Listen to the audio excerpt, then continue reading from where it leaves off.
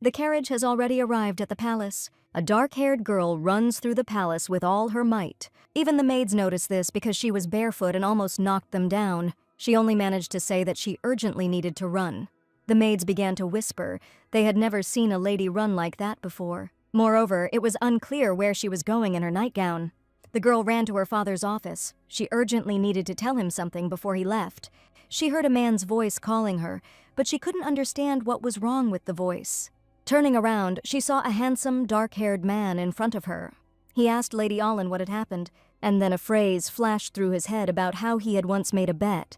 If then, when he visits the Allen estate and the lady comes running to him, it will mean that she is in love. And here they stand opposite each other. Does this girl really love him? Events that happened not so long ago. People were whispering that Duke Lucas Black was coming. Although what difference does it make? At parties, he always hides so well that he is impossible to find. Hardly anyone has seen him, but this time he was supposed to show up. One of the men said that Lucas was there to see his fiancée, but he was interrupted by Lucas's voice from behind him. Turning around, the man was shocked to see Duke Black himself standing in front of him. They all started to get worried and immediately said that it was time for them to go. The Duke only looked after them seriously. He didn't understand why they were gossiping if they were going to run away anyway. But only after they had stepped aside did these people begin to whisper again about the Duke and his secret bride. From the day Lucas inherited the title of Duke and became the head of House Black, his family began to insist on marriage. Such is the duty of the head of the house who has inherited the family secret. And now that's exactly why he came to the party. It's all because of that damn debt. Of course, the Duke himself was not against marriage, but he would like to comply with one condition. It may not be proper for a nobleman, but he did not want a marriage without love. After all, the word love has many meanings. It is courage. It is also boundless trust. Of course, support in difficult times. Joy must also be present in love and relationships. What a beautiful and profound word, no worse than the words devotion and justice. Now the Duke is young, rich and handsome, and he does not want to start a meaningless circus without love. It is not for him. Therefore, despite the pressure from his loved ones, the Duke decided to wait for the one who could win his heart. But he didn't want to believe that he was simply chasing a pipe dream. He was distracted from his thoughts by some voices the man was telling his daughter not to be shy and to come up to the Duke, because that was why they had come here. The girl carefully approached Lucas and said hello. "My name is Grace Allen," the heroine added. And now Lucas just froze in place, not knowing how to behave. It was her lilac eyes that were to blame, or maybe her voice, which kept repeating itself in the Duke's head. But suddenly, his hostility towards the political marriage subsided so quickly, and he finally introduced himself to the girl. Now the man realized that it was she with whom he would not mind meeting again. And so they sit down to have tea. But for half an hour, both are silent. They are worried, and Grace is shaking with fear. She was shaking like a chicken, and the Duke couldn't understand why. Was she really that afraid of strangers? The Duke decided that it was still worth asking her something. He assumed that the girl was uncomfortable with him, and that was what his question was about. But Grace just froze and didn't answer him. The girl began to tremble even more, and Lucas began to apologize and say that he didn't mean it that way. He even began to think that this was the end because the first impression was completely ruined. The man even felt ashamed for asking such a question. There were so many things he wanted to ask her, and in fact, he liked Grace for many reasons. She is one of the few women who was granted a noble title directly by the king. And despite the fact that she was the noble daughter of a marquise, Grace ran a school for children from the lower classes. She also knows botany and has invented a preservative that helps the poor not go without food during droughts. Of course, not everyone treated her well and said that this was unacceptable for a lady. Some high society snobs criticized her for her lack of manners. But the girl tried not to attach any importance to it. The children at school loved her very much, and were always sad when she left. But the Duke thought otherwise a strong soul, capable of doing what others cannot. Perhaps it is precisely such a strong spirit that is capable of sharing the secret with him. The Duke's thoughts were interrupted by the sound of a broken cup. Grace felt awkward and became even more worried. The man asked the heroine if she was okay, but the girl was almost crying and said that it was her fault. But no matter how much he likes her, it's hard to marry someone who is ready to die from fear at every meeting. The Duke handed the girl his handkerchief so that she could wipe her hand, which had drops of tea on it. He didn't understand what was wrong again. Grace was silent again and looked at him with fear. He didn't understand why the girl wasn't reacting and decided to repeat it again, but more gently. Grace then simply collapsed to the ground, unconscious, and the Duke thought that he killed her. Thoughts were jumbled in his head. The man did not understand how to act. He also didn't understand what was going on at all. After all, he simply offered her his handkerchief to dry herself, and the girl fainted from this. Okay, she's breathing, which means she's still alive, so there's no need to panic. But suddenly Grace began to mumble something and the Duke asked her about it again. The heroine said his name, Lucas Black. The man couldn't understand why she had just said his name. For some reason, he found it difficult to take his eyes off the lady, something that had never happened to him before. It was quite strange. And finally, the girl opened her eyes. It seems she began to come to her senses. And Grace realized that she was now in Sir Cassius's arms. She didn't understand why, because she had just been drinking tea. Thoughts about going back were running through her head. Grace noticed that the Duke was now talking to Julia, the maid, and she wondered what they were talking about. The heroine began to try to remember what she and the Duke had talked about. She wanted to ask him something. But now the girl had no strength at all. Lucas Black suddenly turned around and glanced towards the heroine. He seems to be heading towards her again. The man extended his hand to the girl and called her by name. Fear appeared on Grace's face again. But why? She sees Lucas in front of her again and he seems so scary to her. Grace began to shake again and began to scream inside. She was clearly scared that the Duke was nearby and the girl lost consciousness again. Julia immediately rushed to her to find out if she was okay. 3 years ago, when Grace made her debut in high society, she could not resist her father's requests, so she attended a reception hosted by the royal family. Then she thought only about the fact that she wanted to go home. She was tired of such an event. No one was waiting for her at home, and even here she behaved calmly, pretending to be invisible. From that moment on, father was obsessed with the idea of marrying Grace off, and among the families he had his eye on, the main one was the Black family, the family of the raging black stallion. Even the heroine had heard about them. Although she didn't really delve into social affairs, they were a noble family with a rich history and a fat wallet. At the moment, the eldest son, Lucas, and the second son, Cain, are responsible for all interactions with high society. They are both unmarried, so it is not only Grace's father who is keeping an eye on their family. And now her father sent her here because of rumors that Lucas Black would be here. He is the right hand of the crown prince. The girl was not entirely happy with this, and she shook her fists menacingly. She began to look around the guests in search of this man. And even though her father sent her here, perhaps it's still worth talking to him, the heroine thought. And suddenly from afar came a cry that Duke Black had finally arrived. How beautiful he is, getting more and more beautiful every day, the ladies around him kept saying. And that's when Grace saw him. The man really looked great, and his manners and stateliness made everyone admire him. His hair was black as coal, and his eyes were blue like an ocean you could drown in. And with the arrival of one single person, the whole atmosphere changed. Grace looked at him as if he were a statue. Lucas was so handsome, but she still didn't know who he was. Maybe a foreign prince, Grace thought. The girls were all over him and even started talking about how one of them would soon marry him. Grace only now realized that the very man, beautiful as a statue, was Lucas Black. She also heard that he was going to marry someone soon. The girl with red hair explained that only her parents are talking about this for now, and perhaps it won't happen. This girl was Lady Elendia. Grace immediately noted that she was a very beautiful girl. It was no wonder that Lucas would choose her. Grace decided that her father had simply been mistaken when he said that the Duke of Black was still single. In her imagination, she even imagined herself approaching this man and asking him to marry her. But what nonsense it all was. The heroine was a little upset and went outside. She had just almost made a terrible mistake. If she had gone up to him, she would have looked very stupid. In the end, she ran away. But how to explain this to her father? After all, the girl didn't even really want to get married, so something had to be thought of. She understood that marriages among the nobility were merely a strengthening of family ties, but she did not want to marry solely for her father's sake. However, if she says this, she will be wrong in their eyes, as well as throughout my entire life. The heroine's thoughts were interrupted by some rustling in the bushes nearby. She immediately began to follow the sound, but she thought that she might have just imagined it. Maybe it was just the wind, but no, the girl froze in place. She saw Lucas holding a sword and a man standing in front of him. How brave to hide in the palace, Black said, calling his opponent a Rontian rat.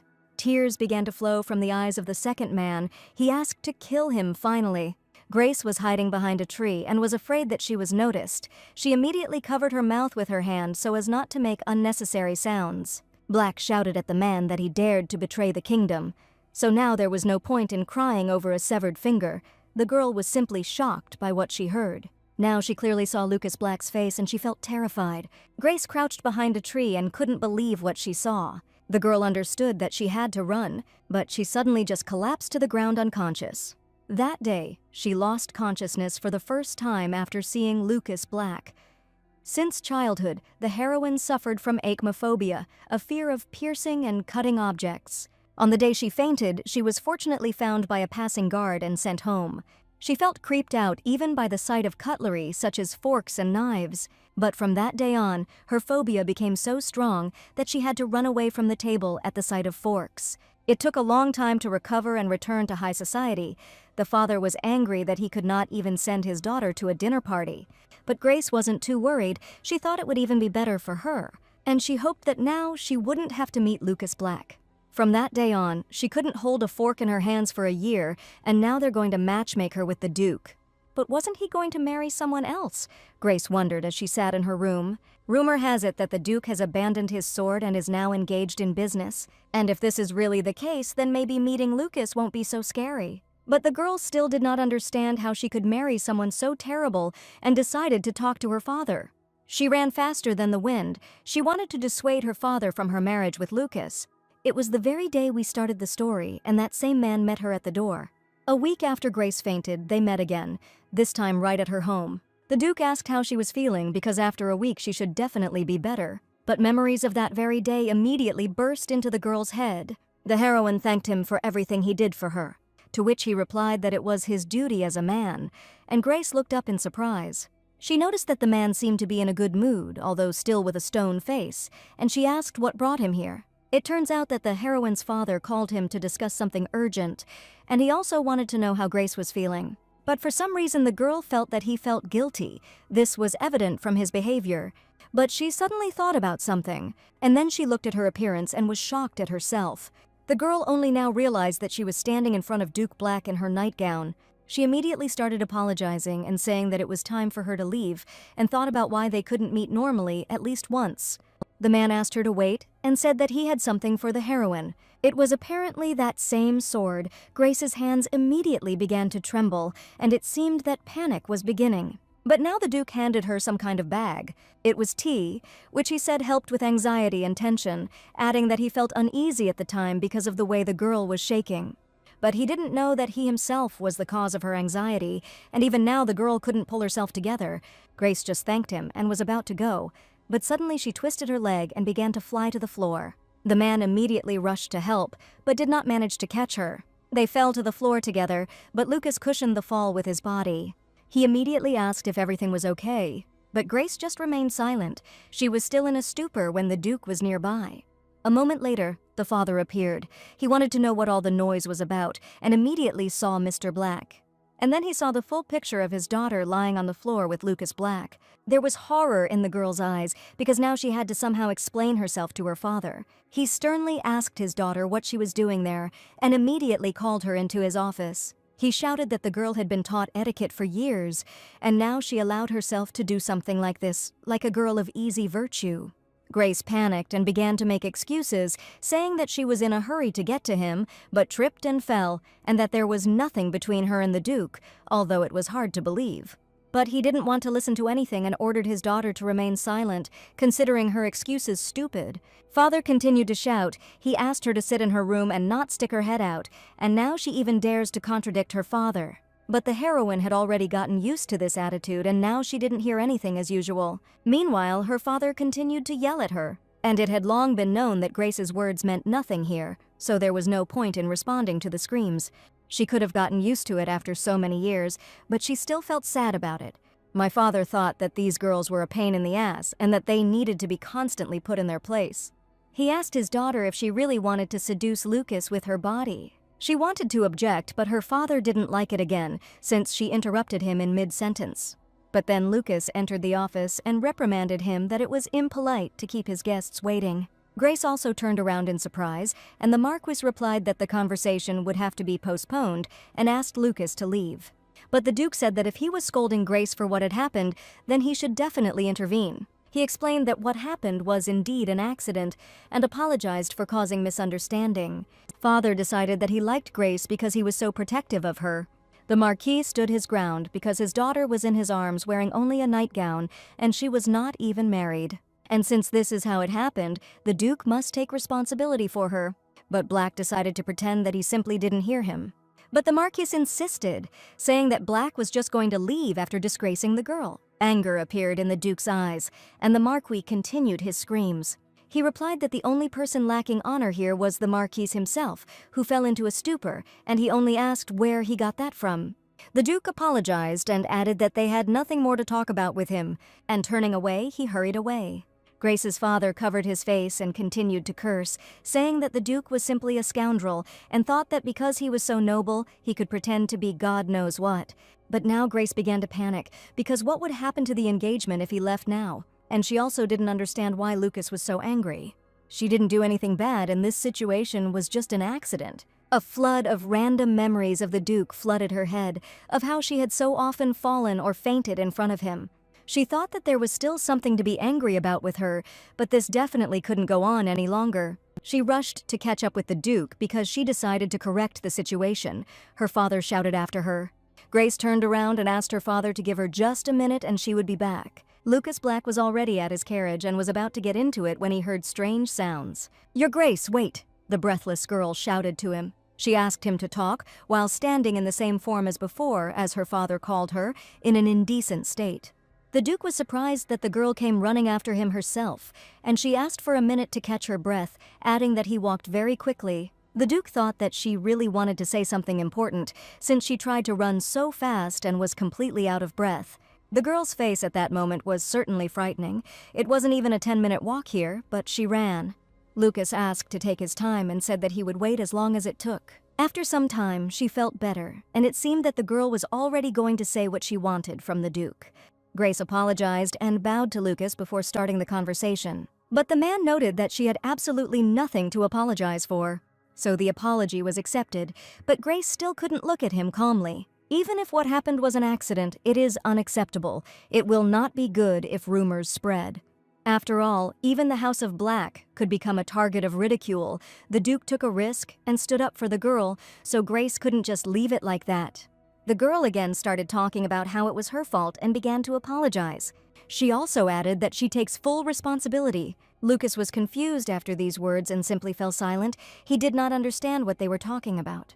And only now did she catch herself thinking that it might have sounded wrong, too harsh. She just wanted the servants not to blab about it.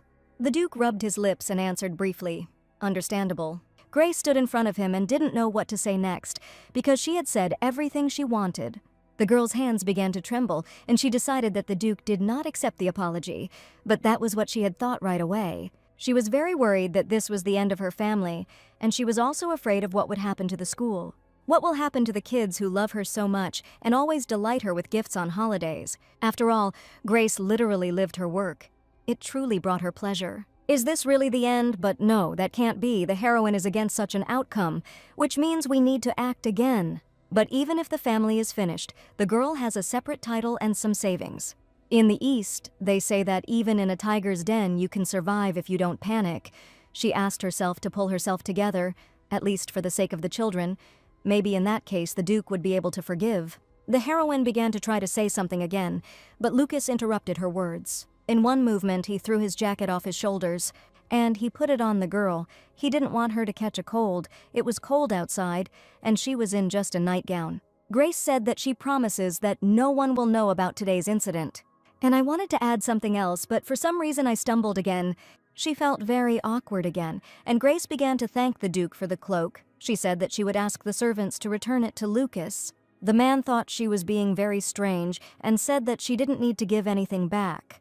It was strange that at first Grace was shaking like a leaf, and then she was so brave. It's as if two personalities live inside the girl, and the Duke doesn't understand either of them yet, and during the conversation, the girl's facial expression constantly changes. Grace repeated her words of gratitude for the cloak again, and now there was a gentle smile on her face. But Lucas accidentally remembered everything differently. He thought that maybe she was just very shy and that's all. The Duke turned to Lady Allen and asked if he could ask her for something. His request was that he wanted Grace to return the cloak to him personally. And then he added that this week, after thinking a little, he said that it would still be better next week, but the heroine did not agree with this. He also, for some reason, asked if the girl was engaged. She answered no, and the man replied that then he would soon send her an invitation. She lowered her head and understood that the Duke was simply drilling her with his gaze. She again could not raise her eyes and was unable to answer clearly. She thanked him again for his generosity, but in her thoughts she was only thinking that she was finished. He promised to prepare a carriage for the girl and also asked her not to worry about anything when she arrived, but it was too late. Grace was already very worried. Lucas had almost climbed into the carriage and turned around to say goodbye. He had that same menacing smile on his face again and said that he couldn't wait for their meeting. This made poor Grace panic even more. But behind her, she heard the voice of the maid, who said that the master was already looking for her. Now she was even more scared, because she was sure that she would receive another reprimand from her father. The next day, at the Black Estate, the guy sitting opposite Lucas shouts at him that everything happened just as he says. Black, meanwhile, pretends that he doesn't understand what they're talking about. This guy meant that Lady Allen was head over heels in love with him, but Lucas didn't think so. The guy reminded him how Grace's voice trembled when talking to him, and he confirmed that it was so. And she also couldn't look him in the eyes, and her face was all red. The Duke couldn't deny all this, but he himself added that this wasn't all. She was constantly turning white and then red in front of him. And then the young man, with a sharp movement, extended his hand with an extended index finger towards the Duke's face. "This is love," he shouted and began to show hearts from his folded hands. "At last our dear Duke has found himself a mate," he cried, and Lucas was not very pleased that he was so pleased. The Duke became a little sad and said that even if she did feel something for him, it was unclear how she would react to learning their secret. He asked time to stop and said it was impolite, and continued to work on the paperwork. He apologized and began asking what the Duke was working on, and also what that beautiful box was on his desk. "Is this really an invitation for Lady Allen and a gift?" Haim shouted that you couldn't find them even with fire during the day. "They are sold only in one place and in small quantities. Not even all noble ladies can afford them." He asked where the Duke got it from. To which he replied that he was standing in line, and Haim grabbed his stomach with laughter as he imagined that the Duke was standing in line for a gift along with noble ladies. Of course, he later apologized and said that he simply didn't think that the gentleman could do something like that, but he added that he had a keen eye for such things. He was sure that such a gift would definitely please the Marquise's daughter. The Duke even imagined in his head how she would smile when she received this parcel and unpacked it. The next day, at the estate of the Marquise of Allen, Grace of course expected a gift, but now her face simply shows shock and incomprehension, as if she was even scared. It was the Bardot Orangerie, also known as the Orangerie Ticket. This is a relaxing oil. Its scent is light and refreshing, harmoniously combining flowers and herbs. And when applied to the body, the oil quickly relieves fatigue and calms the soul. The greenhouse is incredibly expensive, and even if you stand in line all night, it is not a fact that you will be able to buy it. She couldn't believe her eyes that the Duke had sent such beautiful oil. It was a very welcome gift. This was apparently a warning that if she did not bring a gift of the same level, she would not be forgiven. These thoughts troubled the girl. But what can she do? Grace doesn't have that much money now, and if she asks her father, he will simply brush her off and say that he doesn't intend to spend that much on gifts. She began to remember again the moment when he gave her his cloak so that she would not freeze. And it seemed to Grace now that the Duke was not a bad person at all. She was tormented by all these thoughts. They did not give her any peace. But even if he is not a bad person, the Duke is still very scary in her eyes. She will always remember those empty, cold eyes. She thought that she should tell it like it is, because she can't marry someone so terrible. But her thoughts were suddenly interrupted by a maid who asked who she was thinking about. This scared Grace a lot, and she jumped to the side like a rabbit.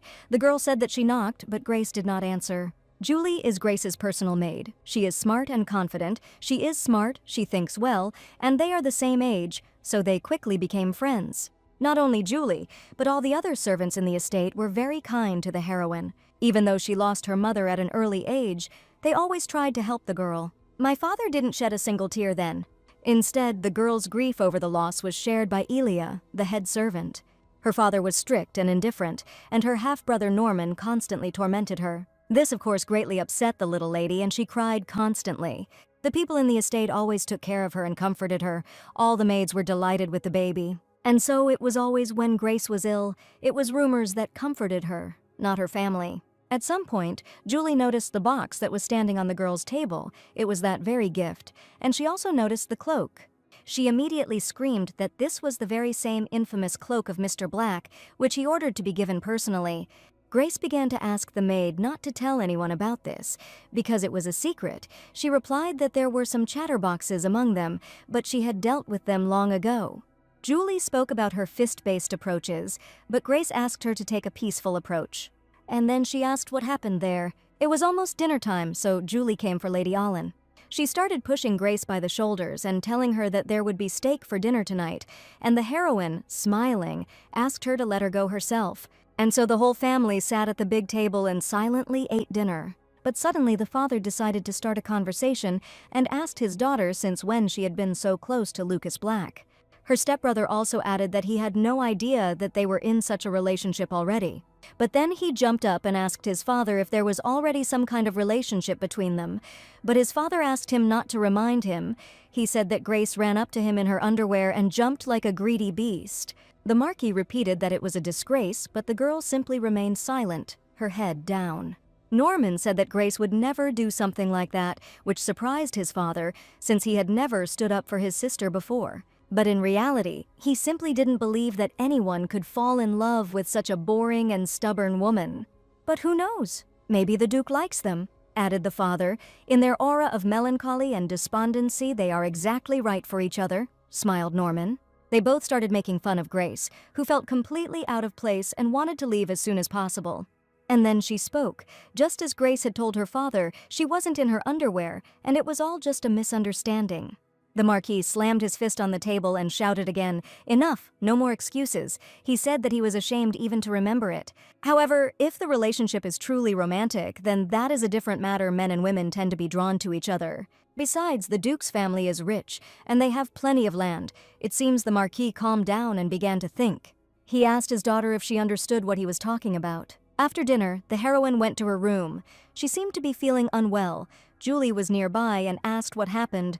Grace thought she had indigestion. But Grace hadn't really eaten anything, so she smiled and asked to bring her something to drink. Julie was very efficient and of course said that she would bring everything in a minute. All this time the girl just sat on the bed and thought, but she heard footsteps and thought that Julie had already returned. But it wasn't her. It was her brother Norman, who, as usual, burst into her room without knocking and opened the door with his foot. He sharply asked her how it happened that she was already hanging out with men. The heroine didn't like this behavior. She got up and asked her brother what he was doing in her room. He replied that his father was at dinner and he had to restrain himself, but now was the time. He approached Grace and said that now was the time to teach his naughty sister a lesson. He believed that Grace Allen should take her place. And in the girl's eyes, as always, there was anger and hatred towards her brother. Catherine Allen, Grace's father, knew nothing about love, and because of this the girl had to suffer, even after her mother died, when she was bedridden with a severe fever. Then her father only looked at her coldly and distantly. He said that Grace was as weak as her mother. The girl's half-brother Norman hated her no less. He never missed a chance to do something nasty to her. He kept repeating that how dare the daughter of his second wife try to become equal to him, his first son. However, Grace began to study. She hoped that this would change something. She believed that if she achieved something, then the opinion of her would change. The girl even studied dead languages. Luckily, studying was a perfect fit for her, and Grace spent all her time learning new materials. The more she studied these languages, the more she liked them. They became more interesting and useful, as it seemed to her. Grace graduated with top marks from the academy, which she entered after countless attempts to persuade her father. And despite the opportunity to help those in need with the knowledge she gained, the more she used it, the more her family hated her. Especially the violence from Norman, who suffered from an inferiority complex, increased every day and eventually turned physical. A sound came from the box. It was the brother's voice, saying that now was the time to teach his naughty sister a lesson. "Shouldn't you know your place, Grace Allen?" The sound continued to come from there. The girl slammed the box shut with a sad look and thought. She couldn't take it anymore and ordered a recording stone through Julie. Luckily, Norman is a short-tempered, narrow-minded cretin. Thanks to this, she could calmly record him and all his insults. This time the recording was good. Everything was heard clearly and distinctly. Grace hoped that someday these recordings would help her.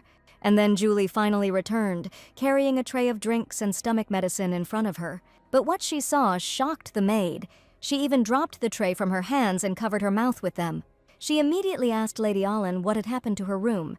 It was in complete disarray and chaos, although Julie had only been gone for a couple of minutes.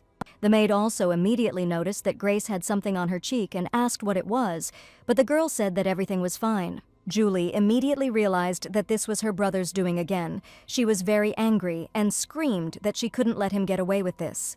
Grace tried to calm her friend down and said that nothing terrible had really happened. Julie started running around the room and calling Norman all sorts of names, as if she had been hit and not Grace. And then, having calmed down a little, she said that she would soon bring medicine and water and asked the heroine to wait a little. The maid began to treat the wound, and Grace began to apologize for having to do such a thing, but Julie said that it was not difficult for her. She asked what to do with her cheek because at this rate it would soon be impossible to go outside at all, and soon the Black Duchy would be expecting the heroine to visit. The girl immediately remembered that she had not yet prepared a gift for the Duke and was worried. She told Julie that she was going to go to the shopping district tomorrow, but she apparently didn't like the idea very much. The maid asked me to rely on her. She wants to help. The next day, a carriage was already ready at the estate. Julie said goodbye and told Grace that she would be back very soon. Julie promised to buy flowers as beautiful as Grace herself, and the girls said their goodbyes sweetly. Julie said that even if you paint over the bruise, you won't be able to hide the swelling if you look closely. It will still be visible. So Judy suggested that they just distract everyone from it, just like the proverbial don't see the cheeks behind the hat, but Grace didn't understand what she meant. And here is Grace in a new image. People really don't look at the cheek, but only look at the hat. But wait, is it really a hat? The girl feels that there is something on her head, which is why her neck started to hurt. It was a dove. But how did it get there? Grace gently lowered it to the ground. She decided that her gift, although not comparable to the Bardot greenhouse, would still be a good gift. For example, cufflinks. And now she was standing at the store and thinking about what exactly she wanted to buy. The store clerk, a sweet little woman, greeted me cheerfully but asked me to wait a little. She said that today it was her turn and now she would serve the man and then get to her. Grace also smiled sweetly and asked her to take her time. But suddenly she heard a familiar male voice calling her by name. It was Lucas Black. He asked what brought the girl here. What a horror. How could she fall for him right now? Inside Grace there was only panic, and that's all. She immediately pulled her dark glasses over her face and pretended that it was not her, asking the man who he was. Grace screamed that the man had confused her with someone else and immediately ran out of the store. She ran and tried to look for a place where she could hide because it would be simply terrifying to run into Duke Black right now. Lucas had already stepped out onto the threshold of the store and began calling the girl back. She replied that it wasn't her and didn't understand why he was chasing her. She decided to run into the first store she came across and hide there. She had to hide anywhere, but only so that the Duke could not find her. At the entrance, she was met by a strong man with a wide smile. He greeted her warmly, and he asked how he could help the girl, but Grace didn't understand where she had ended up and what kind of store it was. She said that she seemed to have entered the wrong door, but suddenly a knife caught her eye and a shudder immediately ran through her body. She immediately turned away so as not to look there and panic, but it was too late. She grabbed her head with her hands. The heroine suddenly became very scared, and everything before her eyes became like a fog. She couldn't even move. It seemed to her that these blades were now everywhere and surrounding her. When she began to lose consciousness and fall, Duke Black immediately appeared behind the girl and managed to catch her. He looked at her with eyes full of anxiety and misunderstanding of what was happening. He asked the girl to come to her senses, and the man from the store also rushed to them asking if everything was okay. Lucas didn't understand what was going on here. First, Grace ran away from him, then, as usual, lost consciousness. He looked closely at the heroine. Her pupils were significantly dilated at that moment, and her breathing was ragged. He menacingly asked the man what had happened here, but he himself did not understand. He explained to Lucas that there was a decorative sword hanging at the entrance, and then it just fell, after which Grace lost consciousness, and she herself kept saying that she needed to run away from here. The girl was very scared, but then the Duke took her hand and asked for forgiveness for being rude. He hugged her tightly and didn't want to let her go, and this gesture made her feel much calmer. He asked Grace to breathe more slowly and relax. He tried his best to calm her down.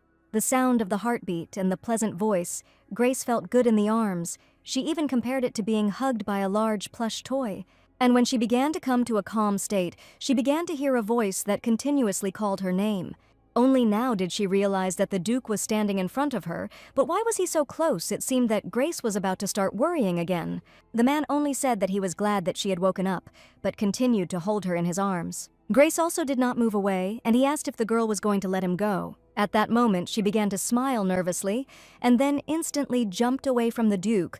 Only now did she realize what had happened. Lucas apologized for grabbing her without permission, but he thought the girl needed to be calmed down, so he did so. She just lowered her eyes and remained silent. Did he really stand like that until Grace calmed down?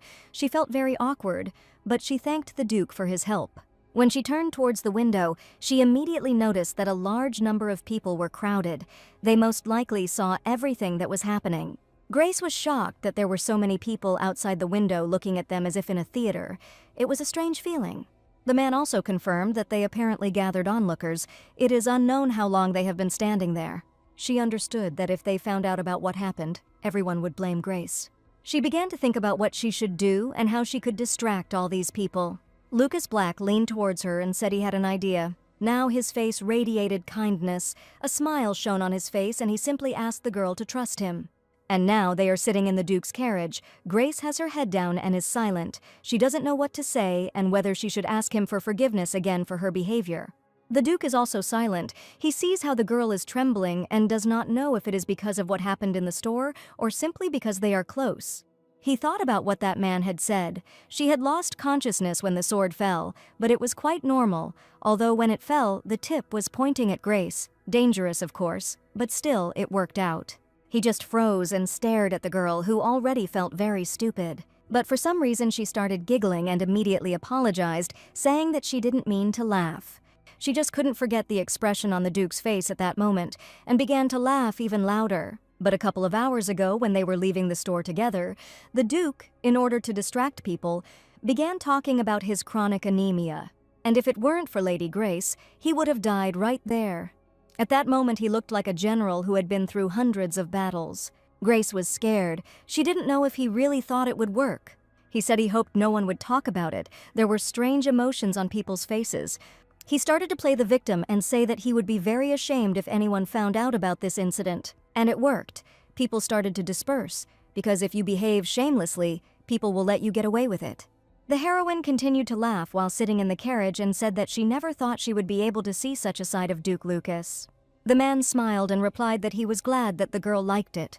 But when he asked how she was feeling, she was surprised and asked again. The girl clenched her fists. She was starting to worry about this situation again. After what happened in the gun shop, he wasn't going to pry, but he also told the girl that if she was trying to keep a straight face, she should stop doing it. He also suggested going to the doctor if she wanted, or to a tea shop for a cup of hot tea. And if she wants to relax and admire the beautiful Green Valley, he will also take her there. The man moved closer and asked Grace to never think about being alone. She noticed now that the Duke was truly worried. She had never felt this way even from her own family. She thanked Lucas for his kindness, and the girl really did feel much better. "It would be impolite to insist further," replied the Duke, and so he said he would stop. And then he asked Grace's permission to take her home, but he added that she came with a maid, so she asked her to take her home with them too. And now they have already arrived at the girl's house. There was a beautiful reddish sunset outside. The Duke helped the girl out of the carriage, elegantly offering her his hand. She walked out silently, wondering whether she should say anything about their upcoming meeting. The man was about to leave, but Grace called out to him and asked him to wait a minute. She bowed beautifully and thanked him for this day and evening, as well as for the help he had given her. Grace had completely forgotten herself and accidentally returned with him, but since she had seen another side of him, now was the time to say something. She looked up and understood that now was her last chance. The girl began by addressing him by name. She finally said that she would like to call off the engagement. She also wanted to tell him something important. The Duke was attentive and waited for the continuation of her words. But if Lucas finds out that the heroine has achmophobia, he will definitely be disappointed and call off the engagement. But why can't she tell him this? The atmosphere was somehow very tense, and the Duke certainly felt it. It took her a long time to collect her thoughts to say what she wanted to say. It seemed like a confession was about to be made. Lucas was already very wary. She started talking about what she couldn't tell him, but she couldn't stay silent any longer. When Lucas suddenly interrupted her and said that this was not the best place for serious conversations, Grace was afraid that he understood what she wanted to tell. And then the man leaned towards Grace's ear. She felt his heavy breathing and froze. He whispered that he apologized for interrupting her monologue. He reminded them that they were on a crowded street and asked them to avoid rumors, after which he added that they should part ways for today and continue the conversation when she came to visit him as they had agreed. Grace agreed, but the tension didn't disappear from her face, and the man only smiled. As he said goodbye, he said that he would wait impatiently, and the carriage set off on its journey. Julie was a little surprised and said that this Duke looked like some kind of tornado. She assumed that Grace must be very tired today and suggested that they go home. The maid headed towards the house, and the main character stood in the same place for a while and could not understand what the Duke expected from her. And so the day came when the girls went to Lucas Black's palace. Lady Allen and Julie were greeted with a pleasant and kindly welcome as soon as they stepped out of their carriage. One of those who met introduced himself as Haim. He is Mr. Black's adjutant. The second of them was called Gabriel, the head butler. Both men bowed respectfully, and smiles shone on their faces. Grace also smiled and replied that she was glad to meet you. She added that she was very pleased and thanked him for such a warm welcome. Haim began to talk about how they had heard about the heroine and that it was an honor for them to meet the girl. There was still time before dinner, so he offered to take the girls to the guest room. Julie looked at him carefully and thought that the guy had a very kind face, the exact opposite of the Duke. Gabriel went with them to take them to their place and added that when the time came, he would return and take them to the dining room, but for now they could rest. Julie noticed that it was quite pleasant here. This was not at all how she had imagined Black's palace, because according to rumors it was terribly gloomy and dark. Grace was standing at the window at this time and enjoying the beautiful view. The windows from this room led to the courtyard, and one could see the beautiful fountain in full, surrounded by greenery and flowers. She immediately told Julie that the garden looked very beautiful. There was even an acacia growing there, but before Grace arrived she was very tense, and Julie was glad that she had become calmer now. The maid asked Grace if she could walk around the palace while they waited for an invitation, especially since she wanted to ask for tea anyway. She told Grace with a smile that she would be back soon and asked her not to be bored. Julie went to thoroughly research the potential husband. While she was walking, she met the maids of this palace and they started a rather nice conversation. They discussed different teas and noted that they even had a lot to learn from Julie because she knew so many different types of teas so well. But she herself was pleased to be recognized by culinary veterans. The atmosphere was quite friendly and pleasant. But Julie noticed that for such a large palace, there were somehow very few servants here and wondered why. She was told that his lordship does not like noise and crowds, so there are not many servants. Nothing can be done. There is, of course, a lot of work, but the Duke pays accordingly for it, and he also doesn't deprive anyone of rest. Everyone unanimously said that Duke Black was a good man, and they were glad to work for him. And Jelly understood them very well, since she herself was glad that she worked for Grace, and that they had such a warm and trusting relationship. When she returned, the heroine asked how the walk went and if everything was okay. Julie was delighted. She said that she had already met many of them and they were all so kind and helpful, and they also made amazing tea. The aroma of tea leaves perfectly aged in warm water was just right. Grace was able to relax. She even thought about how she had become very calm and couldn't remember the last time she had relaxed like that. But suddenly there was a knock on their door. Julie asked for a second and headed to the door to open it. Lucas stood at the threshold and immediately apologized because he thought that Lady Grace would open the door for him. She immediately jumped up from her seat and began to walk towards him in confusion. Duke Black looked absolutely magnificent. He was clearly preparing and the girl froze in surprise. He reported that the preparations for dinner were complete and he had come to see them off. He also apologized for not meeting the girls in person. He was just getting ready, but Grace was still in shock from his appearance. The man handed her a huge bouquet of flowers, but the girl even began to think that this was too much. The Duke extended his hand and suggested that they go to dinner. The heroine was worried for a while and didn't know whether she should approach him so closely, but she still took the man's arm and they walked together. He also added that since they had a special guest in their palace today, they would dine outside. And so they went out the door, and the heroine saw a wonderful place. Everything was so romantic and beautiful. The path to the table was strewn with rose petals, and candles were glowing with gentle lights everywhere. "What is this?" Grace was simply speechless from what she saw, firstly from the beauty, and secondly from the fact that all this was done for the sake of her arrival. The girl did not understand what to do, admire, laugh. She could not understand how she should react and what the Duke had planned in general. Perhaps we should still admire her, because the man looks at her with eyes full of hope. She said that everything looked great, which made Lucas happy, because all this had been quite difficult to prepare. For some reason, Duke Black now seems completely different to the heroine than she saw him before. So that's how he really is, or maybe it's all just an illusion Grace still didn't understand if he really liked her. Finally, they sat down at the table, and the heroine noted that she never thought that she would dine with him under the moon. The heroine continued to admire this beautiful setting, and Lucas was glad that she liked it. He prepared all this exclusively in honor of her arrival. But now Grace fell silent. She was surprised that this was all really just for her. The Duke suggested starting dinner, but Grace stopped him and asked for a little time. After all, she had prepared a gift for the Duke, which surprised him. These are cufflinks and a handkerchief. Grace brought them as a token of gratitude for the invitation. Lucas jumped up from his seat. He was delighted and asked to try them on right away. He picked up the handkerchief and noticed that it had a picture on it. The man noted that this hippopotamus was very cute, and then hesitated, suggesting that it was a cow. He started guessing the next option was a capybara, and Grace screamed that she drew it herself. After such a confession, the Duke was simply shocked.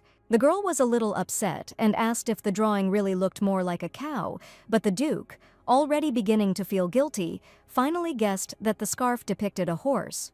The girl's hands clasped together. She said that she wanted to draw a black horse, as it is the symbol of the Black family. Her skills weren't that good, so it wasn't perfect. But Grace still wanted to give the Duke something for his invitation. She drew this picture from a horse on their estate, but added that of course they were no match for the horses on the Duke's estate. The man smiled and said, "So this scarf is one of a kind," and politely thanked her for such a gift. He also promised to appreciate it very much. Not long ago, Lucas Black was something scary for the heroine, but the Lucas Black she met in person was completely different. She remembered how he brought her tea that helps her cope with anxiety, and she thought that since he valued her so much, there was no need to be afraid. She also remembered his words in the carriage, that she was not alone, and then it was very warm and calm in her soul. This man really was completely different. And despite everything that happened, he did not look at Grace differently. She wanted to share these thoughts with him after dinner. The food on the table in front of them was practically glowing, and they finally decided to start dinner. The girl noticed that the Duke did not start eating and asked if he was eating steak. He replied that he didn't prefer meat, and asked her not to pay attention to him, but to help herself, which was a bit of a surprise for Grace. The food was truly prepared incredibly deliciously. The delicate smell of butter could drive anyone crazy, and the juice of the meat melting in her mouth was simply delicious. The more she chewed, the more she felt a slight sweetness. She finally realized what it tasted like. It tasted like pumpkin. She asked the Duke about it, but he just smiled and didn't answer. The man simply didn't know himself. He asked his cook to prepare the best dishes, and that's all. Grace asked again if she had guessed correctly and heard the answer to her question from the cook, who was approaching them with a new portion of food. He said that this meat was aged with pumpkin. As the man approached, the Duke introduced his star chef, Yaman. He personally brought the main dish of today's evening and hid the entire menu from the Duke. The man placed the plate on the table and noted that the lady seemed to understand haute cuisine. The chef hoped that the girl would like his special dish. He began to say that even His Majesty the King, when he was still the Crown Prince, constantly asked for this dish to be prepared when he visited the Duchy of Black. These were his signature bison kebabs. But as soon as the man lifted the lid and Grace saw it, she immediately began to shake and worry. These skewers were simply driving her crazy. The girl lost consciousness again, and the Duke and the cook could not understand what had happened and also began to panic. Lucas rushed to her aid and asked if everything was okay. The girl replied that everything was fine. He invited the heroine to rest in his room. He apologized to Kotia but said that dinner was over for the day and he would show Grace to her room. Once they were inside, the Duke gave the poor girl water and monitored her condition. Julie was with them too and was also worried about the lady's well-being, but now everything had settled down. The maid asked if Grace had indigestion again and if she should bring her some stomach pills, but Grace insisted that everything was fine. She began to ask the Duke's forgiveness for preparing such a wonderful dinner, which she was unable to attend until the end, and which was also embarrassing in front of the chef. He replied that there was no problem and nothing to worry about. He would explain everything to the boss himself. But he still asked why this happened, assuming that it was because of the last dish. Then Julie entered the conversation and asked Lucas if he knew anything about achmophobia. He was aware of it and immediately replied that it was a fear of sharp objects, and then he thought about it. That's right, and to be more precise, it's the fear of pointed ends, the girl herself added. Most often, this manifests itself at the sight of knives, needles, forks. In worst cases, door corners, walls, or even fingertips. Whenever people with this phobia see something sharp, their heart starts beating faster, and their body freezes. Grace was most often afraid of swords and needles, but at one time she couldn't even look at forks. The Duke was shocked by this information, and the heroine confirmed that she was saying all this about herself. He apologized and decided to find out if the Marquis knew about all this, but she was not surprised that the Duke did not know about it because her family, instead of helping the doctor, decided to hide her away because it was a shame for the family. Grace's father believed that if she just endured, the phobia would simply disappear on its own, words that cut deep into Lucas's soul. Marquis Kefren Olin. Although he is a member of the Senate, he has always remained neutral because he is known as a very righteous man. The Duke thought the same, but did this Marquis really treat his daughter so terribly? He just couldn't believe it, which made his heart fill with anger, and he clasped his hands tightly on his knees. Having visited him in person, Lucas didn't feel his grandeur from the rumors. He remembered Grace's father's words about how girls were not supposed to cuddle up to strangers in polite society in just their nightgowns. And it was then that he insisted that Lucas should take responsibility for the heroine, since such a situation had occurred. Lucas said he knew his question might be offensive, but it was important for him to know. He asked her if she had ever experienced greater humiliation at home. There was a dead silence between them for a while, and the girl was still swollen. The Duke knew that he had not been expected to see her that day when she fainted in the store. He already noticed then that something was not clean here, and the Duke understood perfectly well that it would be difficult for the girl to talk about this now. Julie intervened in the conversation and asked if she told everything about Grace, Lucas could help her. The heroine jumped up from her seat and shouted the maid's name, but she fell to her knees and asked for forgiveness. She really wanted to help her. She didn't want to see Grace suffer. After all, she can't even imagine how powerless Julie feels and how this feeling is eating her up from the inside. If there was the slightest chance that the girl would be helped, the maid was even ready to leave her forever. When Grace heard this, she couldn't even think that her friend was so worried about her. She thought it was only her concern, but in reality, Julie had always shared this pain with her. Grace calmed down and said that everything was fine, and also thanked her for being there all the time. She asked the Duke to forgive Julie for her sake, but he asked her not to worry because he also saw her concern for Grace. He noted that their mutual trust is worthy of nothing but admiration. The Duke thanked the girls for their frankness and said that he would definitely contact Marquis Olin. The girls were probably pretty tired, so he suggested that they take a quiet rest today in the Duchy of Black. He also added that Grace should not worry about breaking off the engagement, but the girl became worried and asked what he was talking about. The man said that he did not find a single feature of her offensive, and that her determination to tell the Duke her secret touched him greatly. Therefore, he was ready to protect the heroine at any cost, after which he left and wished her good night, and the girl remained standing in the same place as if enchanted. At this time, Haim stood at the door of the room and nervously waited for the Duke to come out and tell everything. He was just running around in circles like a little dog. He was worried about both Lady Grace and the Duke's reaction, and the butler was just calmly trying to calm him down. And finally, Lucas came out to them. The men were pleased and were waiting for some stories from him. Haim immediately began asking how the girls were feeling and whether they should call a doctor, but Lucas literally had no expression on his face. He came out very dejected. Haim was even afraid that the Duke was in such a state and did not know what else to say. Lucas Black punched the wall and cracks immediately appeared on it. Haim asked him not to scare anyone and to tell everything. Nothing was clear. It was only clear that the Duke was upset or angry about something. Lucas asked him what to do when no matter how hard you try, you can't contain your rage. But Haim had never seen His Excellency in such a state. But what could have made him so angry now, and what happened in that room? Night fell. A hurricane raged outside like never before, and the entire sky was strewn with bright lightning. The main character sat in her room, also upset and scared. She could not sleep peacefully that night. The condition was strange. The girl seemed out of her mind. Staying as a guest, although not a rare occurrence, was a first for her. The place was unfamiliar, and there was a thunderstorm and lightning outside. How could she sleep here? But suddenly she heard some sounds on the street. Grace went to the window and couldn't understand where the horse was coming from in such weather because she clearly heard it. Looking closely, she really saw a black horse and realized that she had never seen such a beautiful stallion before. This was the family stallion, Black. She assumed that he had gotten scared by the storm and had run out of the stall. But what to do? The girl decided that she needed to tell the butler about this, but she noticed that Mr. Heim had already run to catch her, but the horse was winning this race for now. She decided to go to the toilet since she couldn't sleep and pretend that she hadn't seen anything suspicious. She walked slowly down the long corridor and noticed that in such darkness the atmosphere in the palace was completely different. These pictures on the wall also scared her. She thought she caught someone's eye in the darkness, but when she looked closer, she realized it was just a portrait. If you think about it, there are a lot of pictures of horses here. Maybe it's because they are the symbol of the Black family. The Black family is one of the founding families of the kingdom of Hieronymus. There were 7 heroes who defeated the evil witch and captured the fertile lands. One of them founded the kingdom. He was the ancestor of the royal family. The other families also had great influence in the kingdom. Each family has a different animal as their symbol, and for the Black family, it is a black horse.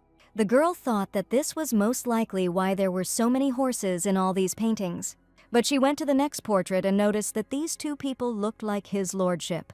They were 2 people with eyes full of love. Grace even thought that it was amazing that she knew this feeling, because there had never been anything like this in her family. And suddenly she noticed some object on the floor. It was a whip, but where did it come from? There were some symbols written on its handle in red, but it was an ancient language. Grace began to examine this inscription, but she could not understand. It said, "Follow your destiny." Grace was surprised by everything that was happening here, but these words surprised her the most. From tension and fear, the girl fell to the floor and tried to come to her senses. Suddenly she noticed some unusual glow and did not immediately understand where this stream of light was coming from. She looked at her hand and realized that the words that were written on the whip had transferred to her hand and began to glow. She immediately felt discomfort and a burning sensation in this area. Why does it hurt so much, and how did this ancient text from the whip end up on the hand? All that night it continued to rain nastily outside. Meanwhile, Grace's brother tried to pass the time by playing darts. He was quite bored in the palace now, since Grace was not there and he had no one to make fun of. Going to the tavern at this time and in this weather is also not an option, the guy thought. Suddenly he heard someone's voice shouting very loudly and asking what he was doing. He immediately looked out the window to see who was there. At first he thought it was thunder, but something definitely thundered outside the window. He saw the black hooves of a horse. But what could she be doing here at such a time? He had never seen such huge horses and was surprised, moreover. This animal knocked the gate off its hinges. But that was not the main thing now, and the guy went outside to settle this misunderstanding. "Hey you," he shouted to the horse, hoping that she would listen to him. When he came closer, he saw the animal in more detail. The horse had a strong, muscular body and a luxurious black mane, deep blue eyes and a magical aura. Just like the legendary sacred beasts, they say that only the best rulers in history were served by them. Norman decided that he was the chosen one and asked the horse if she would become his property since she came to his yard.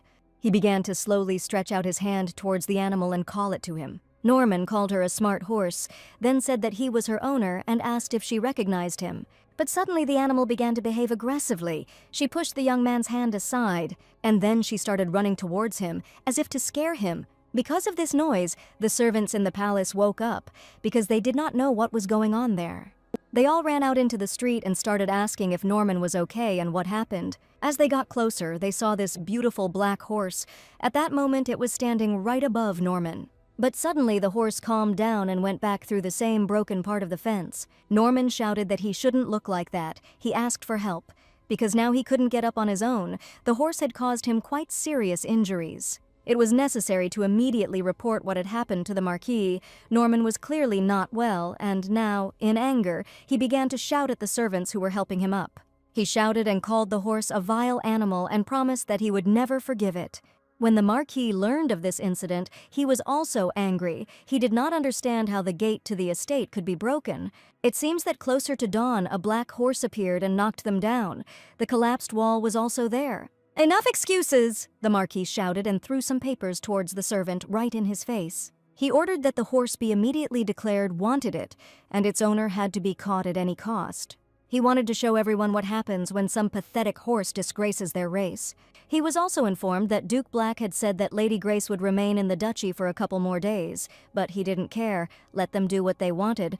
Right now, the main problem was Norman, and the Marquis asked to take him to the temple for treatment. The maids whispered that this family was causing drama as usual. One of the girls applied a compress to Norman, and he shouted that it was too cold and threw it in her face, although he himself asked for it to be colder. The temple's healing magic is strong, they say, but I wonder if it will cure his head. The maids laughed, but they were distracted by one of the servants. Also at that moment, the head maid appeared and called these two girls. She sternly asked them to watch their tongues. She warned that if they still needed heads on their shoulders, then they should be more careful, and went further down the corridor. Everyone was afraid of this woman. The head maid's face never changes, and she hardly communicates with anyone, and she also walks so quietly, despite her limp. The butler also asked the girls what they were talking about, and added that they apparently really liked to gossip. Before Elia arrived, he had just wanted to send these two girls to the Marquise's office for excuses. They began to ask him not to do this, but the man did not want to listen to them and ordered them to get to work quickly and not to wag their tongues. Meanwhile, Elia came to her room and began to think about the fact that the Marquis was so worried about Norman, although he was not seriously hurt. But he doesn't worry about Lady Grace at all, and she is also his daughter. When something like this happens, Elia misses Grace's mother even more. At that moment, she held a picture of her. It stood on the maid's nightstand constantly as a memory. It was Lady Eleanor. "From today on, Elia will work for us as a maid." The butler introduced the new employee to everyone. She was quite clumsy, which earned her a bad reputation in the mansion. Many of the maids tried to support the girl at first. When she broke the cup, they immediately started asking if everything was okay and if she was hurt. They advised her to quickly remove the fragments before the Marquis saw them, but they did not help her with this matter, saying that there was already too much work to do. Poor Alia didn't understand why she couldn't do anything and why everything was falling out of her hands. While she was cleaning up the shards, she noticed that she had accidentally cut herself and blood began to flow from her finger. The girl simply burst into tears from helplessness and began to think about quitting. But suddenly, when she raised her head, she saw a beautiful girl in front of her. It was Grace's mother. She immediately began to help Eleanor, as she noticed blood on her hand.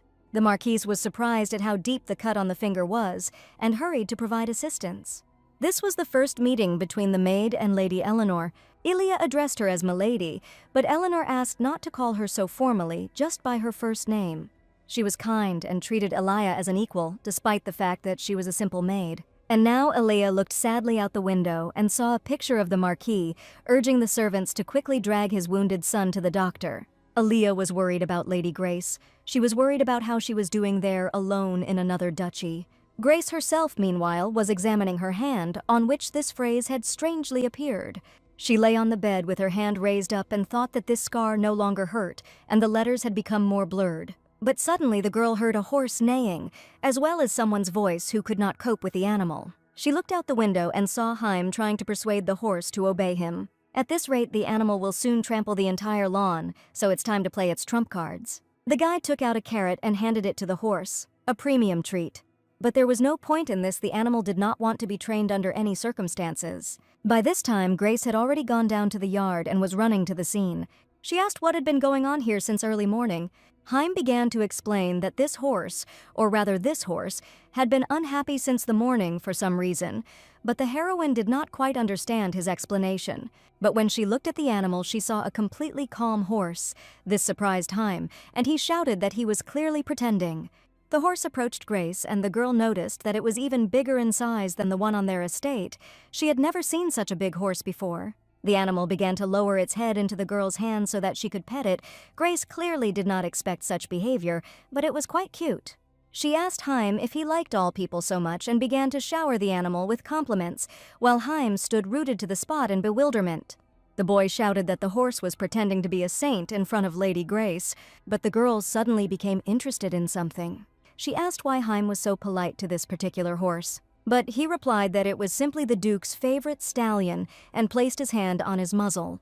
Haim also added that Lucas ordered him to treat this horse the same way as he did to him, because if he did something bad to the stallion, he would do something bad to Duke Black.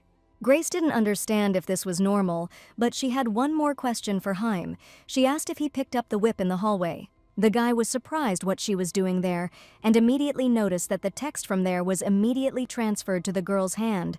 Grace apologized for saying it only now. It was worth doing it earlier. She said that when she read the text, it immediately lit up and appeared on the back of her hand. This made Haim nervous. It was strange, and this had never happened before. This whip has been a family heirloom of the Black Duchy for 750 years. Its power is very important to everyone. The heroine began to worry that she had ruined something, but the guy stopped her and said that it was not Grace's fault. They just didn't watch it closely enough. Haim didn't know that the girl spoke ancient languages. It was surprising. He added that this whip is very important, but the thing is that the magic transferred from it can change the girl. But he couldn't tell about the whip or the magic. Only Duke Black himself can answer that. This information put a lot of thoughts into the girl's head. She asked to call the Duke so that she could speak with him personally, but Haim replied that he was currently away on important business and would be absent for some time.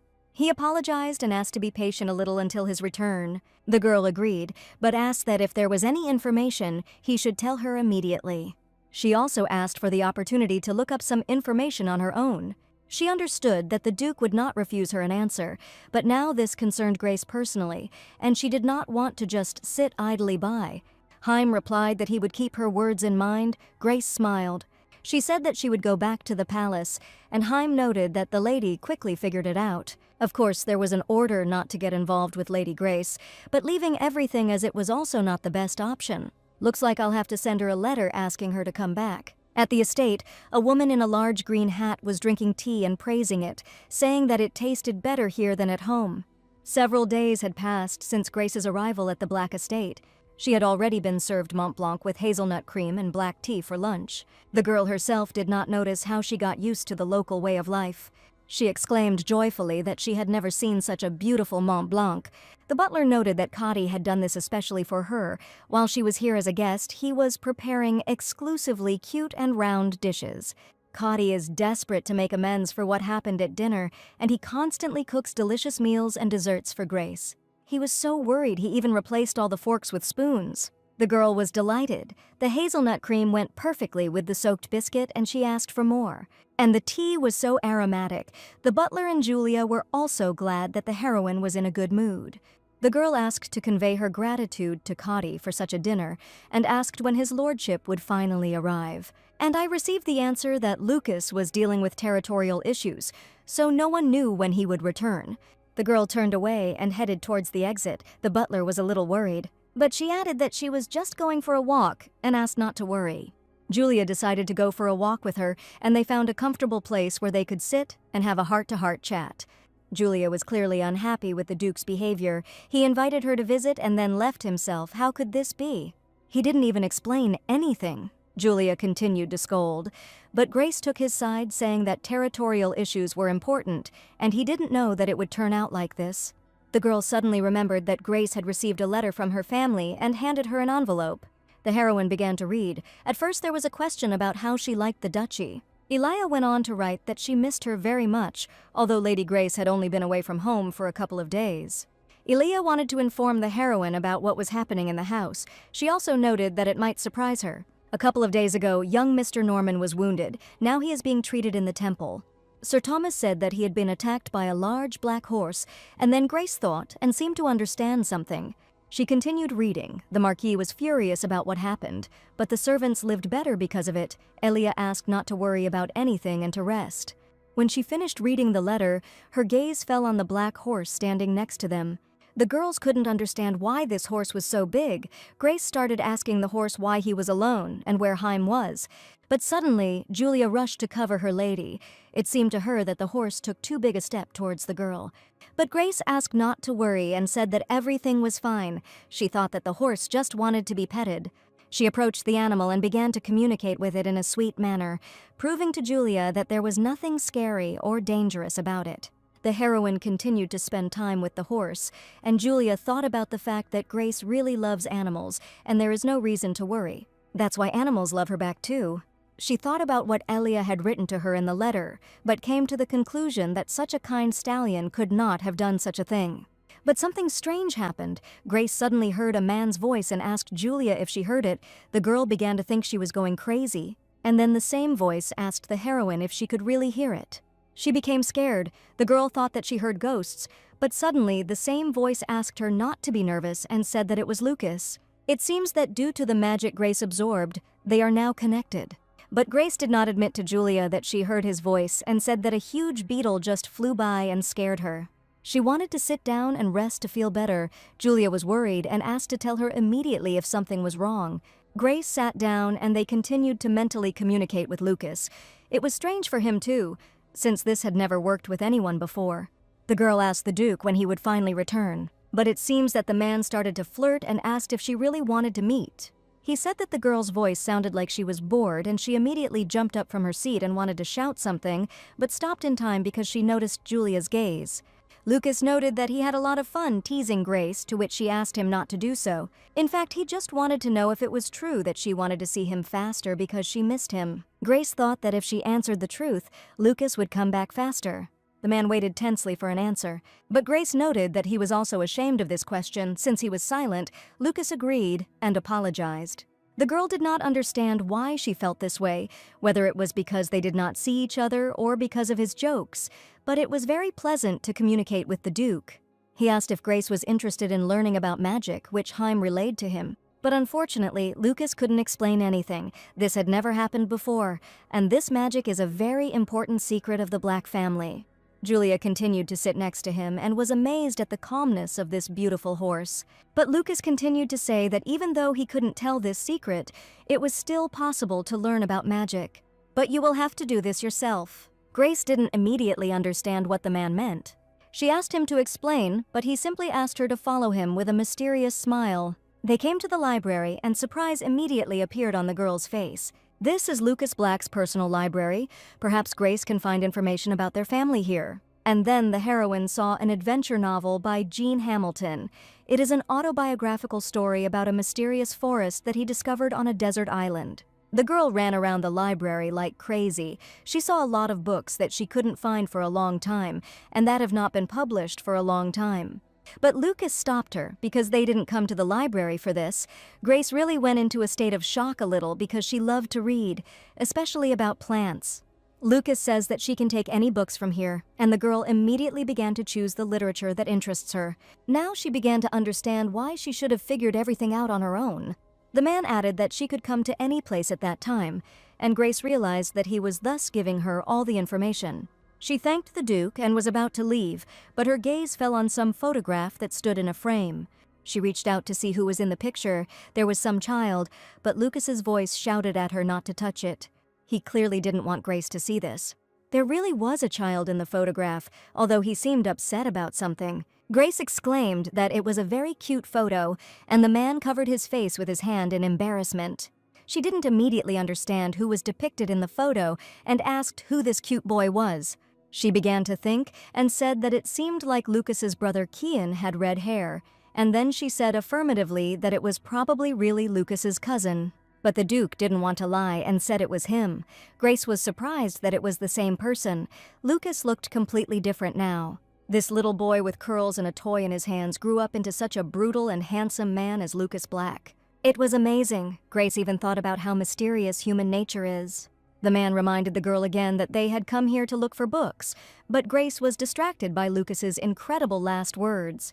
The heroine sat down at the table and began to leaf through the pages of one of the books. It was a book with the legend of the foundation of Jerome. More than 700 years ago, when the Witch Lands existed, 7 brave knights united. This was necessary in order to kill the 7 minions of the witch and seize the witch's lands. The witch, who had lost her lands, cursed the king and 6 knights before disappearing. From this moment on, their strength was to turn into weakness, and weakness will turn into strength. That was where the legend ended, and Grace didn't quite understand the meaning of it. She began to think about those 7 damned people, and I realized that now there are 7 founding families. The royal family of Hieronymus, the golden eagle of Hieronymus, the black family, the black horse, the Anya family, the silver wolf, the Servient family, the white snake, the Kantana family, the gray whale, the Kinesh family, the turquoise bear, the Dover family, the red monkey. Only members of each family know the effects of the curse, and if you tell anyone else about it, the curse will become stronger. Lucas asked Grace if she had learned more. She realized that the 7 founding families of Hieronyma were cursed, and the details of the curse could only be revealed by family members. The magic from the whip is connected to the curse, which is why Lucas can't tell the heroine anything. She began to think about what she needed to do to sort this all out, and Lucas calmly replied that they just needed to get married. But these words scared Grace. The man looked at her with eyes full of tenderness and said the girl's name. He added that in some ways it was just a joke, but it was still worth thinking about. And he says this not only because of the mystery of the curse. And Lucas wanted to say that he loved Grace. The girl's eyes widened and her heart began to beat faster. But suddenly his words were interrupted by the butler, who entered the library. He apologized because he didn't want to scare the girl. He just heard her voice from the corridor. He asked what she was doing in the Duke's personal library, but it was difficult for Grace to explain the real reason. She also added that the butler himself said that she could take books from here if she wanted to read, and then she asked Gabriel to leave her alone to read. The man left and asked that if anything happened, be sure to call him. Grace couldn't sleep all night and just lay there hugging her pillow and staring at the ceiling. She was going over the Duke's words in her head, what he had wanted to say at that moment when Gabriel interrupted him. She also thought about the curse, about the fact that about 700 years had passed since that moment. What it must be like to bear the consequences of the sin of your ancestors, it must be terrible. Lady Grace could not drive these thoughts away from herself. She wondered why the Duke was crying in his childhood photograph and why it was in the library. The image of little Lucas kept flashing before her eyes. And when she was finally able to get some sleep, she dreamed of riding a horse with the little Duke. At this time, the Heath Investigation Bureau. The interlocutor asked Marquis Allen why he had come here at such a late hour. The Marquis wanted to talk to the chief, but the man opposite him immediately said that the Marquis was apparently eager to find out who had harmed his son, and Allen could not understand how he knew about this. The interlocutor apologized for his rudeness and added that he simply doesn't like empty talk. Before him stood the head of Heath's intelligence agency, Heath Servient. In Jerome, information is currency, especially if it has the seal of the House of Servientos on it, a family that has consolidated its power solely through the value of information. They collect information regardless of who it is about, whether it is true or not. It does not matter to them. After all, absolutely any information can be used. Be silent when the snake crawls. This proverb did not come about without reason, and the Marquis thought that he should not open his mouth here once again. After all, the head of the Servient house, Heath Servient, sits opposite him. The Heath Investigation Bureau, which fleeces visitors blind, is named after him. But the Marquis must also be taken into account, because Heath is just a brat who inherited the title. Heath noted that Marquis Allen was quite cautious, but he did not understand in what sense. The guy smiled and took a sip of tea. After all, it was obvious to him why the Marquis had come, but he had not yet said a word. And so he began to say that he was looking for a wild horse that had broken through the gates of their estate the night before and broken his son's ribs. Heath handed some sheet of text to the Marquis, who was surprised and asked what it was. It was the price of the investigation that simply shocked Allen, 800,000 grangs. Heath asked the man to sign if he agreed. The man was beside himself with anger. This is a lot of money to find a horse. But the guy added that the information about this horse is red, the highest level, and he even gave a discount. And then he smiled and said that if he didn't want to find the horse, he could go home. The Marquis stood up from the table, saying that it seemed he had come to the wrong place. But then Heath began to speak. A black horse, 2 meters at the withers, weighing more than a ton, muscular and with piercing blue eyes. He also added that they had met her more than once, but the Marquis remained angry and shouted that he would not give a single coin to this swindler. This whole situation only amused Heath, and he wondered why this horse would suddenly start raging on the Allen estate. He had some thoughts about why this could have happened, but he didn't say it out loud. But he only thoughtfully continued to wait for the Marquis's reaction to his words. Heath's secretary Urias entered the office and announced that Marquis Allen had left. It took some work, but she finally figured it out and took 60,000 grungs for the consultation and received praise from Heath. The guy thought it was time to visit someone, namely Grace Allen. The girl, meanwhile, had just woken up and was stretching in bed. She noticed that for some reason she felt just great today and decided that in that case she needed to fully enjoy this feeling. The weather was fine and the girl went for a walk. The truth is, she had absolutely nothing to do here. Life in the duchy was like this: wake up, have breakfast, go for a walk with Julie, read, then tea, meditation, talk with Cotty, and so on. Today, Julie went to her estate to get some things, so she's not here today. Come to think of it, Grace can't hear the Duke's voice anymore. Maybe there's some condition to the connection. Life here is calm and pleasant. Grace has everything she needs, but why then is she so lonely? The man's words about marriage are constantly spinning in the girl's head. Even though he was joking, he asked her to think about it anyway. At some point, the Duke began calling Grace by her first name. But suddenly she panicked. She didn't imagine that she would be able to call the Duke by name, but it just happened in her head. Even my heart began to beat faster. The girl decided that she was just scared and now she should calm down. She heard the familiar male voice again and was surprised, but Lucas said that she called him herself, so there was nothing surprising. He asked again whether she called him now because she wanted to see him or not, but she just wanted to check. Because she didn't understand how magic worked, Lucas's voice appeared and then disappeared. But apparently now she understood that she just needed to think about him. But nevertheless, she always thought about the Duke, and at that moment Lucas's heart almost jumped out. The girl became embarrassed and said that she didn't mean it that way. She just thought about him when she woke up, and that's all. But more precisely, she thought about the principle of how magic worked. She really wanted to understand it, and the more she spoke, the more it became like an excuse. But the Duke said there was no need to explain and promised not to tease, and then asked how the girl was living at the Black Estate. Everyone was very kind to the girl, and sometimes she even gets a little bored. The Duke apologized that he is such a terrible host, and you can't treat guests like that. Grace tried to calm him down and said that everything was fine. He suggested that she try horse riding. The girl was surprised by this proposal, but something told her that she should agree to the offer, especially since this black horse was simply beautiful. They went for a walk, and Grace was surprised because she didn't know there was such a beautiful forest nearby. Lucas always comes here when he wants to run. The girl didn't even believe that she would be able to ride this beautiful black stallion. She stood next to the horse and asked if it wasn't the Duke's favorite horse.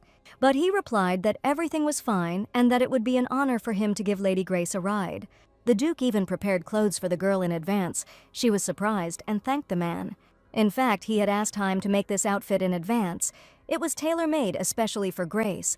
She didn't understand how the Duke knew her size, but he simply determined it by eye. In fact, he had simply explained to the merchant what it had been like to hold Grace, and they had estimated the size together, but the suit had somehow fit too well for mere guesswork.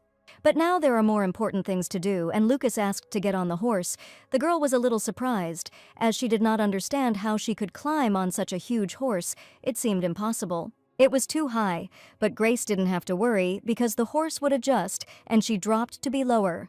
She was worried whether she could do this, but she decided to do it anyway and slowly began to climb up. When the girl sat down, she noticed that she seemed to have become 3 times taller. There was so much to see from above. "Now gallop," said the Duke. But Grace was not ready for this. She was a little scared, but managed to grab hold more tightly. The horse rushed forward with great speed. It seemed as if it was rushing faster than the wind. Grace pressed her whole body against it.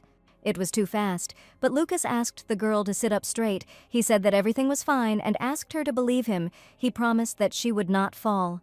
Grace began to listen to the man's advice and straighten up. He asked her to press her legs to her sides, but not too much, and to straighten her back. Grace followed all the instructions, after which he asked to open his eyes, and Grace saw before her a beautiful place filled with sunlight. The wind blew so pleasantly across her face and hair. Grace felt so calm for the first time. She felt so light now, as if she was flying and wasn't even afraid. It was as if she had gotten a second wind. They stopped, and the girl came down to the ground. She praised the horse for how fast he was. She asked Lucas what the name of this beautiful animal was. The man hesitated a little because he didn't know what to think of, but after a short pause he replied that his name was Lucky. The girl hugged him and thanked him. She said that Lucky had tried hard. Lucas reminded that it was time to return to the mansion, as it was already cold outside.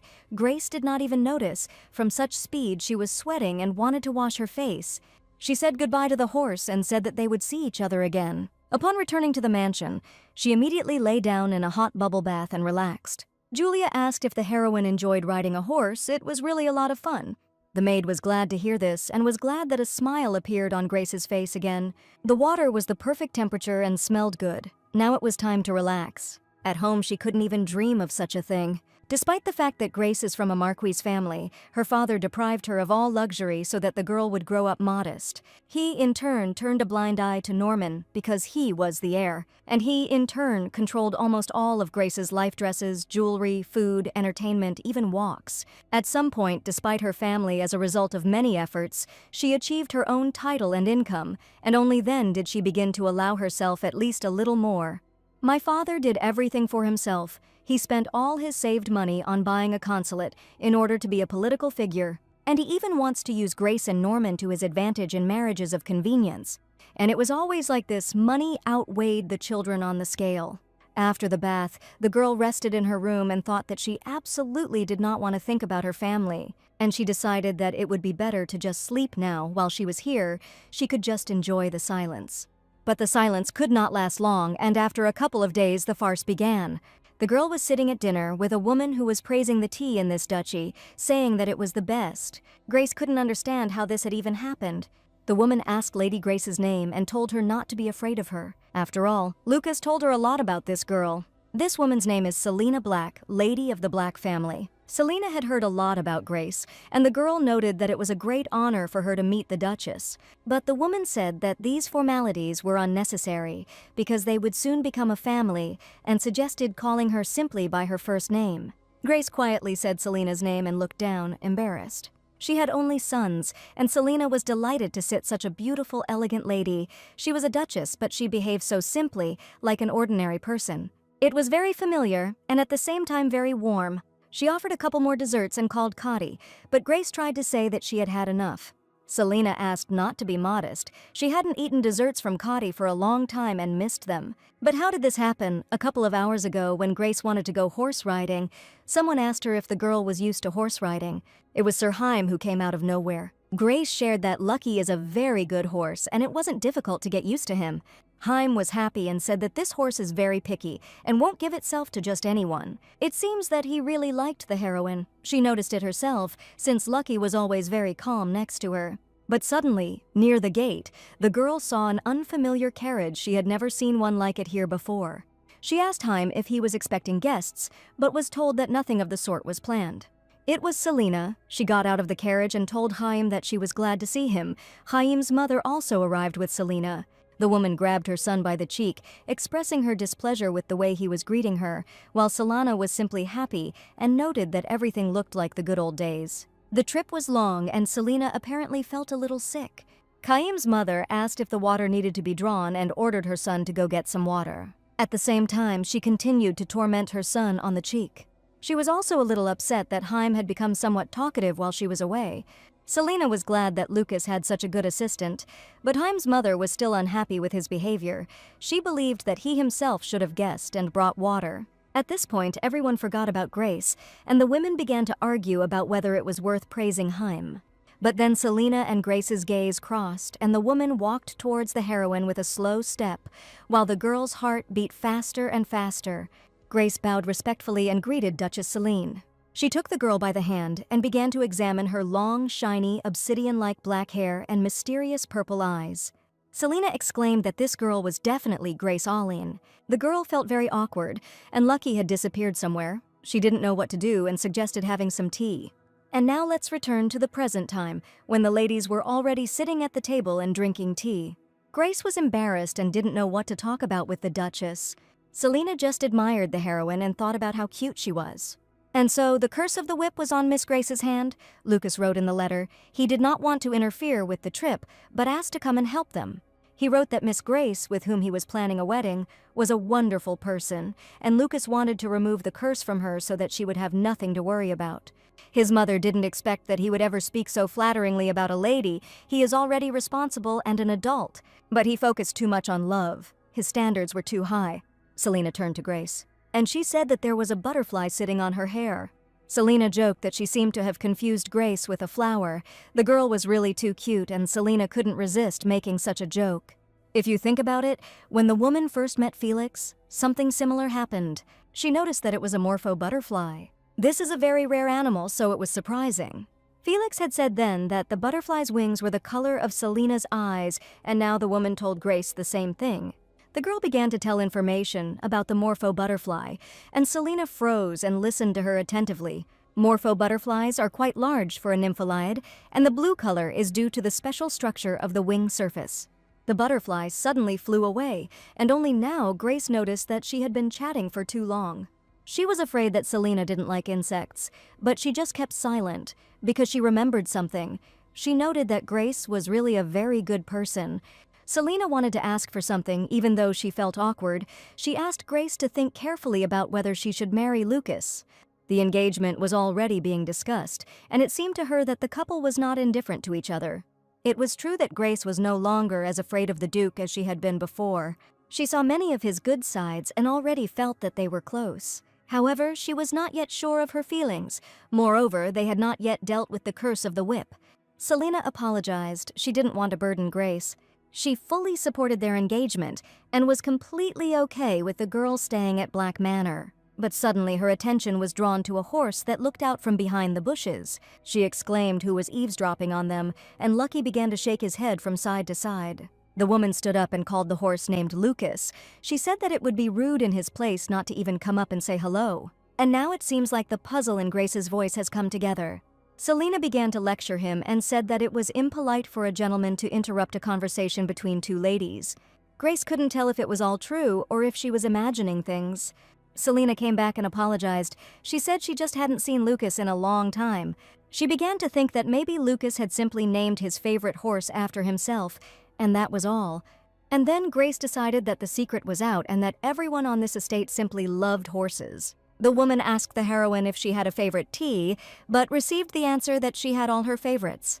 To be precise, Grace simply enjoyed the process of drinking tea. Brewing and drinking relaxes, and even on the most difficult and confusing days, they help a girl come to her senses.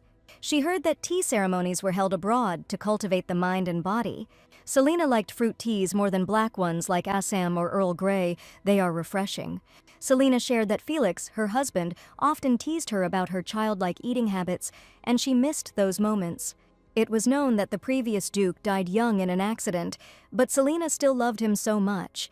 There was always a smile on her face when she talked about her husband, and Grace remembered her mother, who always loved her and supported her. She said that her mother also loved fruit teas. When Grace was curious, her mother would smile and hold out the cup so that the girl could smell the aroma. For some reason, Selena felt a little sad. Grace seemed to miss her mother very much. She apologized to the girl, but Grace began to say that she had nothing to do with it. On the contrary, she was glad that she was able to talk about her mother after so many years. Grace's father forbids her from mentioning it, so she hasn't really had anyone to discuss it with. So she was very glad that she could talk about such things with Selena. But suddenly she apologized for being rude and added that Selena just looks a lot like her mother. The woman smiled and said she could continue. Lucky came up to Grace and started poking his face into hers, and the girl decided that he had also come to comfort her. Selena was delighted. She said they looked so good together it was like they came straight out of a novel. And when she first saw Lucas become a horse, she almost died of fear. Their hands touched slightly and he became a horse. Selena said that she almost went crazy then. Grace was no less surprised. It turns out that this horse is Duke Lucas Black. The girl couldn't believe it and didn't know what to say. She just took a sip of tea. Selena realized that Lucas hadn't told her anything about it. There is nothing to be done. Who else but a mother can solve such problems? Selena suggested that they all go for a walk together and started smiling. Her motto in life was, "Whoever smiles, you can't refuse." They went for a walk and Lucas walked very close to Grace, but she said in a calm tone that he was too close. They created distance between themselves and the girl asked why Lucas had been deceiving her all this time. The man didn't want to do it. He apologized. He just really enjoyed mental communication with the girl. And it seemed to him that this way it was easier for Grace to communicate and she behaved more relaxed. But the heroine was scared why the Duke didn't return for so long. She was worried about him. The Duke promised to protect her, but Selena interrupted the conversation. She wanted to tell him how to return Lucas to his human form. Once the curse has been transferred from the whip, everything will be very simple. Selina whispered something in the girl's ear, but she screamed, "No." She resolutely headed towards the horse, saying that she didn't like it through thoughts and that she would like to talk in person. Selina told the secret, and Grace raised the very hand with the mark from the whip.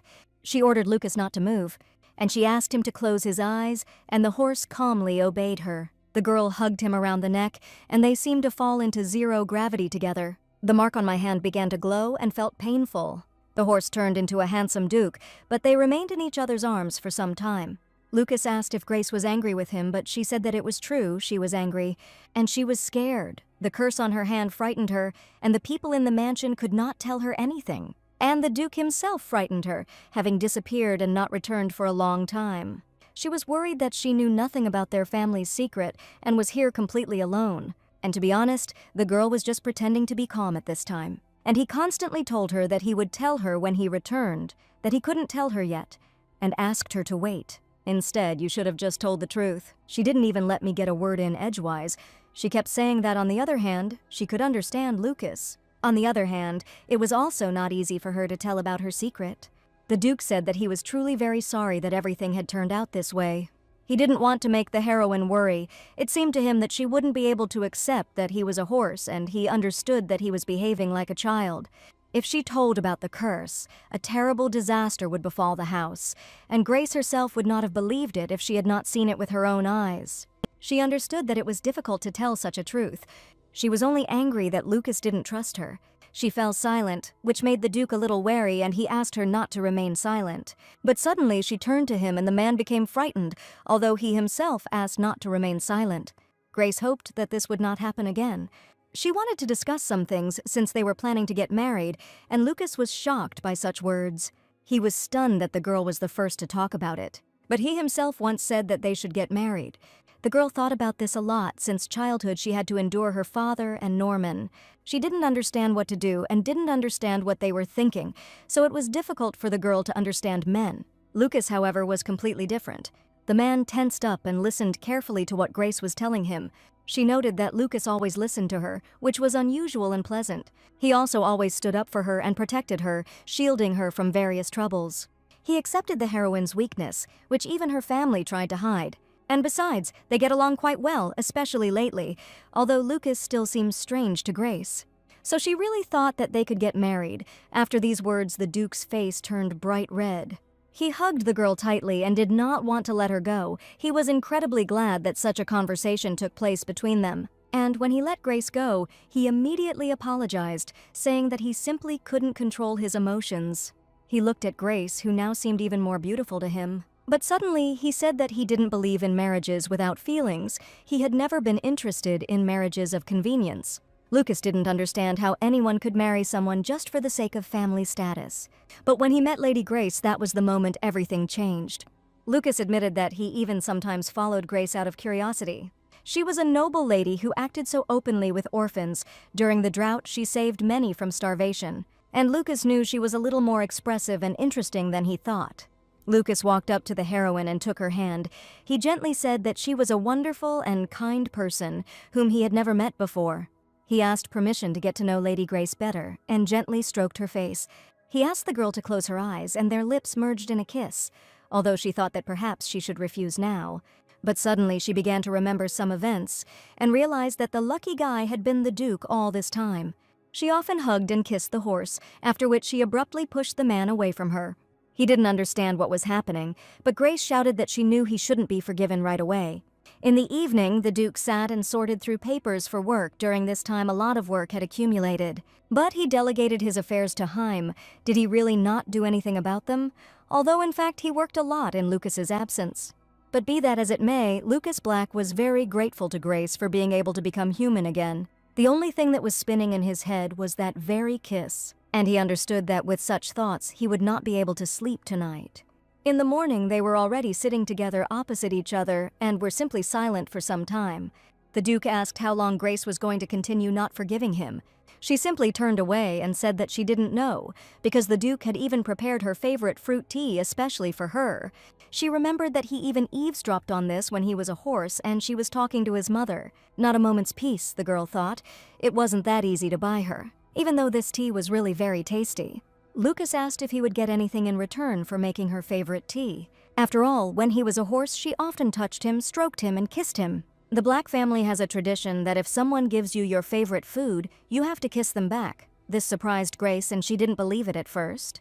But Lucas laughed and said he was just joking. He enjoyed the fact that the heroine was angry. He told the girl that she was too trusting. He didn't know if it could be called naivety, but the prognosis was not encouraging. She responded by calling the Duke shameless, but his face changed dramatically, and he seriously asked the girl to call him simply Lucas. Grace covered her face with her hand. She remembered that he had said that before. It wasn't that she didn't like it was hard to explain, but Grace felt awkward calling the Duke by his first name. But if Grace really found it difficult, then Lucas promised not to force her. Grace thought at that moment that she now always imagined a man as lucky. However, he was still right.